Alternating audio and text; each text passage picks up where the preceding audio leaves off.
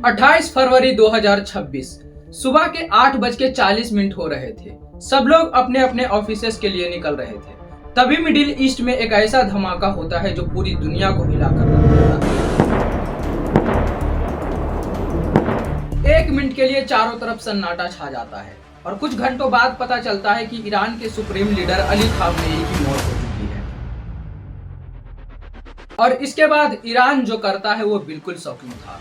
Dubai, Qatar, Kuwait, Bahrain, Saudi Arabia, इन सब पर ड्रोन्स और मिसाइल से अटैक शुरू हो जाता है। शमशेर भाई और भी एक हैं।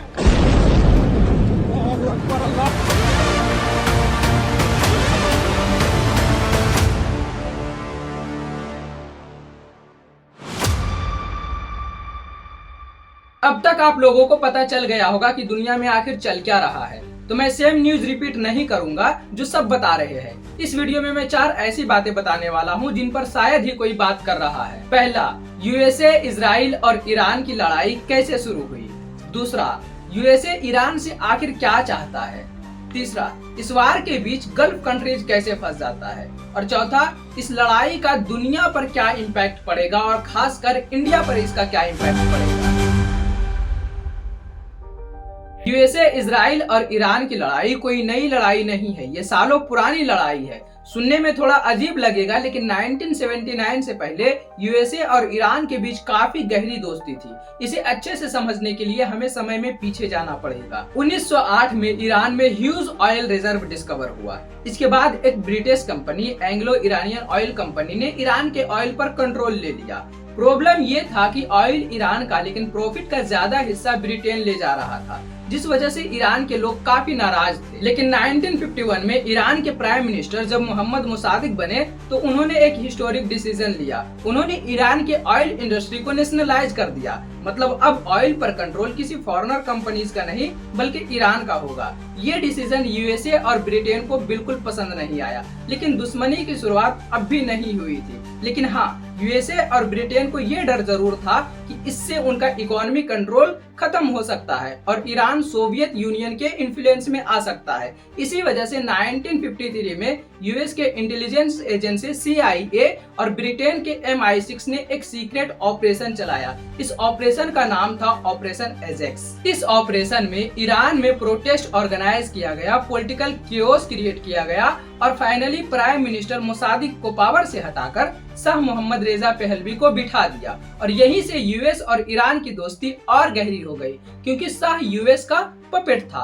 अब ईरान में यूएस के हिसाब से चलने वाला गवर्नमेंट था और इसी दोस्ती की वजह से ईरान काफी डेवलप कर रहा था, किसी यूरोपियन कंट्री की तरह। डेवलपमेंट तो हो रहा था, लेकिन कंट्रोल यूएस का था और ये चीज बहुत से लोगों को पसंद नहीं थी। शाह को भी ये बात पता था कि बहुत से लोग उसको और उसके नियमों को पसंद नहीं करते हैं, इसीलिए उसने एक सीक्रेट पुलिस सबाक बनाई। सबाक पुलिस को बनाने में यूएस के CIA और इजराइल के मोसाद ने भी ट्रेनिंग दिया। सबाक पुलिस का काम था सरकार के विरोधियों पर नजर रखना, विरोध और क्रांति को पहले ही दबा देना। कई बार तो सिर्फ सरकार की आलोचना करने पर भी लोग गिरफ्तार कर लिए जाते थे और इसी वजह से ईरान के लोग शाह से भी काफी फ्रस्ट्रेट हो चुके थे। वो किसी तरह से अब बस रिजीम चेंज चाहते थे और 1979 में सब कुछ बदल गया था। शाह ईरान छोड़कर जा चुका था। ईरान में इस्लामिक रेवोल्यूशन हो गया था। ईरान अब एक इस्लामिक कंट्री बन चुका था। और ये सब कैसे हुआ जानने के लिए आप मेरी ये वीडियो देख सकते हो, जिसमें मैंने बताया कि ईरान कैसे शाह के चंगुल से छूटा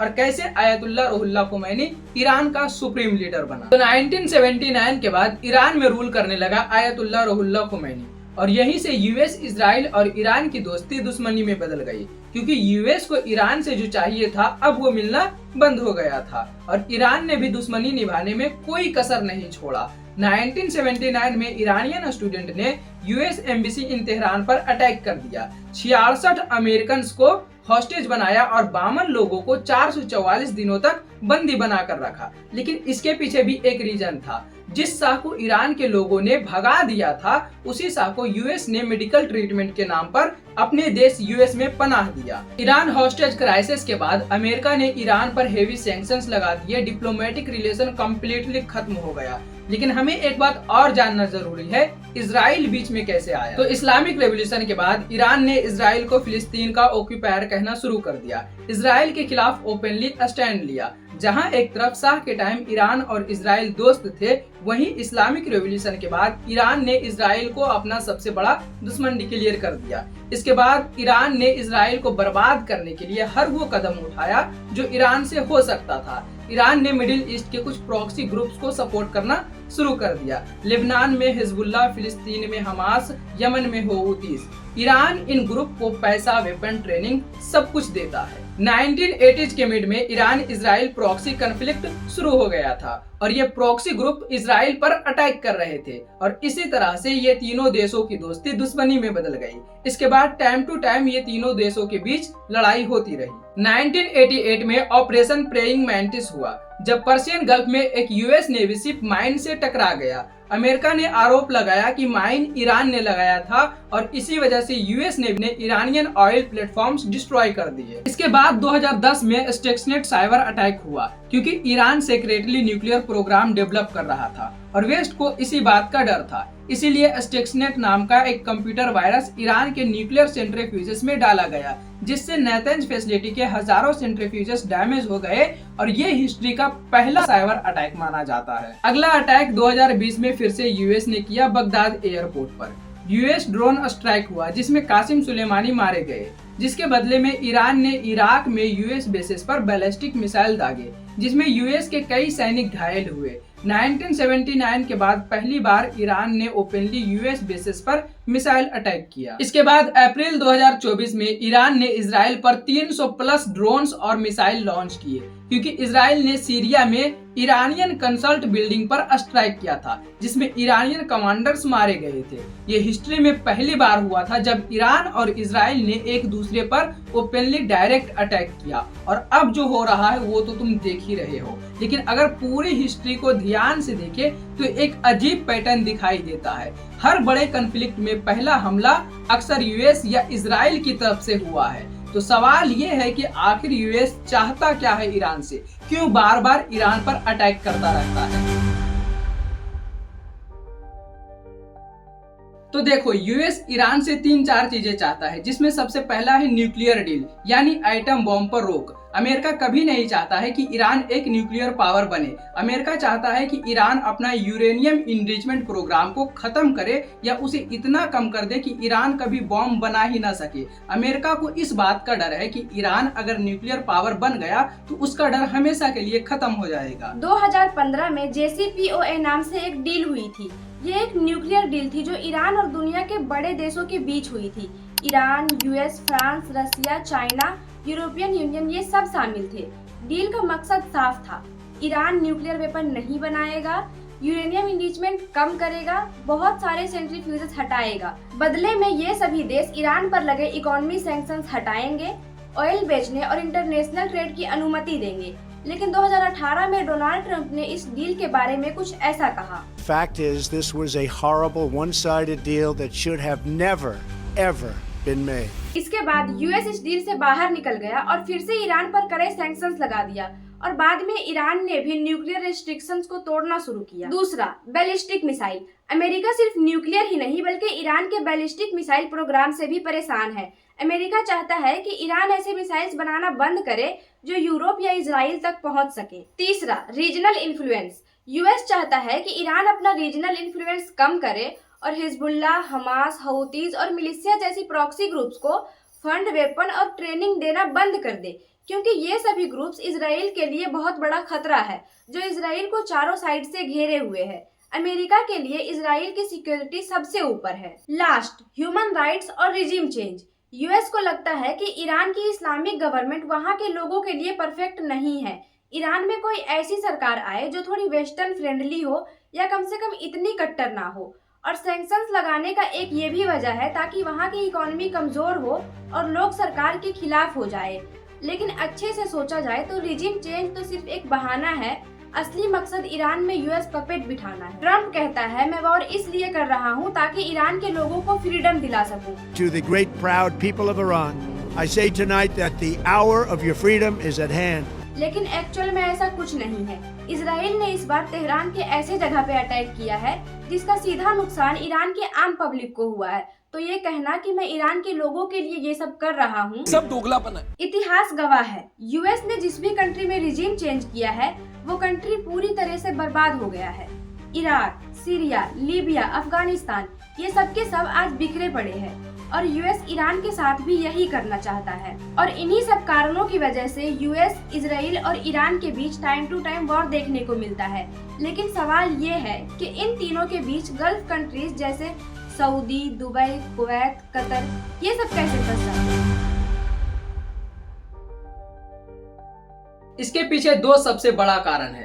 पहला कारण है यूएस के मिलिट्री बेसेस। गल्फ के कई देशों में यूएस के मिलिट्री बेसेस है। इसको बनाने का मकसद क्लियर था, पूरे मिडिल ईस्ट को ईरान से प्रोटेक्ट करना, स्पेशली इजराइल को। अगर ईरान इजराइल पर अटैक करता है तो यूएस के लिए इजराइल को प्रोटेक्ट करना आसान होगा। ना सिर्फ प्रोटेक्ट करना बल्कि पलटवार करना भी आसान होगा। लेकिन इससे तो सिर्फ इजराइल का फायदा होगा, गल्फ कंट्रीज को क्या मिलेगा?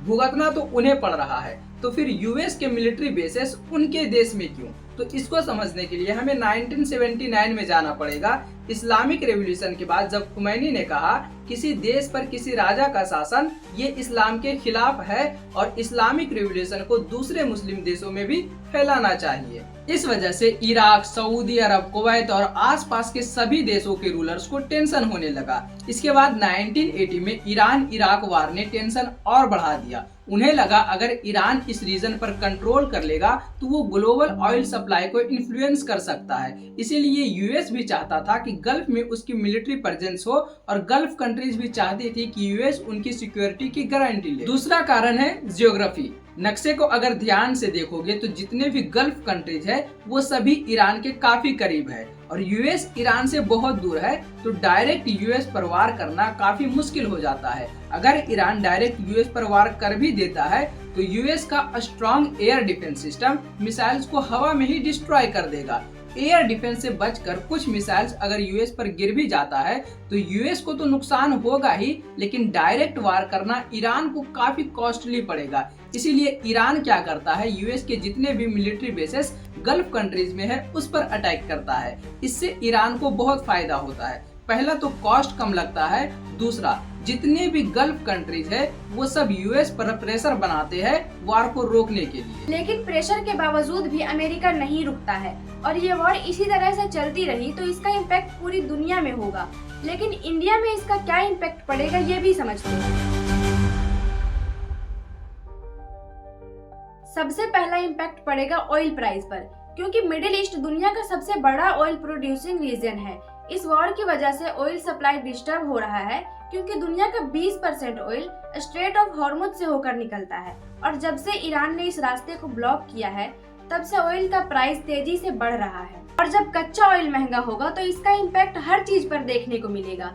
पेट्रोल, डीजल, गैस, ट्रांसपोर्ट ये सब महंगा होगा और ट्रांसपोर्टेशन महंगा होने का मतलब है हर चीज महंगा हो जाएगा और इससे पूरी दुनिया में इन्फ्लेशन बढ़ जाएगी। दूसरा बड़ा इम्पैक्ट पड़ेगा ग्लोबल इकोनॉमी पर। अगर वॉर लंबा चलता है तो इंटरनेशनल ट्रेड डिस्टर्ब हो सकते हैं, स्टॉक मार्केट्स गिर सकते हैं और कई कंट्रीज की इकोनॉमी पर प्रेशर आ सकता है। तीसरा काफी डेंजर है। अगर टेंशन और बढ़ता है तो ये सिर्फ रीजनल कॉन्फ्लिक्ट नहीं रहेगा बल्कि एक बड़ा ग्लोबल क्राइसिस बन सकता है और इसका इंडिया जैसी कंट्रीज पर भारी इम्पैक्ट पड़ेगा, क्योंकि इंडिया का 50 to 55% ऑयल मिडिल ईस्ट से ही आता है और हमें इसका असर देखने को भी मिल रहा है। गैस के प्राइसेस बढ़ रहे हैं। बेंगलोर और मुंबई जैसे बड़े शहरों में बहुत से रेस्टोरेंट बंद हो रहे हैं। कई लोगों की इसी वजह से जॉब जा रही है और इंडियन गवर्नमेंट क्या कर रही है?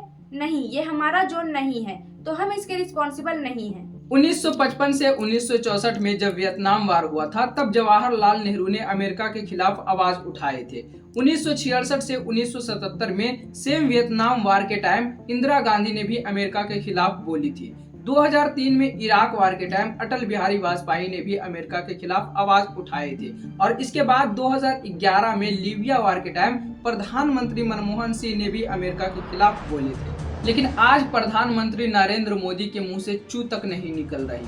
आखिर ऐसी कौन सी वजह है कि खुद को विश्व गुरु बताने वाले प्रधानमंत्री नरेंद्र मोदी अमेरिका के सामने चुप्पी साधी है? क्या नरेंद्र मोदी अमेरिका के साथ कोई सीक्रेट डील कर रहे हैं या फिर किसी को बचाने की साजिश हो रही है? कमेंट सेक्शन में कमेंट करके जरूर बताएं। आज के लिए इतना ही, मिलते हैं अगली वीडियो में। धन्यवाद।